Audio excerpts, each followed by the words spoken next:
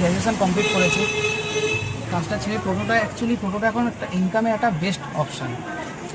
যদি ভালো করে চালানো যায় তাহলে মিনিমাম হয়ে যায় 1200-1300 টাকা পার ডে ইনকাম করা যায়, সেইভাবে চালাতে হবে। এবার আমার নিজের ইচ্ছে মতো একটা অফিসিয়াল জব করতে গেলে আমাকে 8 ঘন্টা টাইম দিতে হবে। আমি যেখানে এখানে 6 ঘন্টা টাইম দিচ্ছি, আমার একটা অ্যামাউন্ট চলে আসছে, আমার ফ্যামিলিও খুশি, আমিও খুশি। প্রথম কথা। সেকেন্ড কথা হচ্ছে এটাই যে আপনি একটু আগে বললেন যে মানে এত অপরচুনিটি, সেটা টোটোটা কেন আসলাম। টোটো বা আদার্স যে র্যাপিডো অনেকে যেরকম করছে, আমি যখন টোটো চালাচ্ছি আমার কাছে এই জিনিসটা অবভিয়াসলি খুব বেটার। আমি এটা চালাচ্ছি, চাকরিকে আমাকে 8 ঘন্টা টাইম দিতে হবে, এখানে তো আমাকে 8 ঘন্টা টাইম দিতে হচ্ছে না। আমি বেরোচ্ছি আপনার যখন ইচ্ছা আপনি যখন ইচ্ছা তখন। এতক্ষণ বাড়িতে ছিলাম, এই এখন বেরোলাম, বেরিয়ে চালাবো 10টা পর্যন্ত, রেখে দিলাম।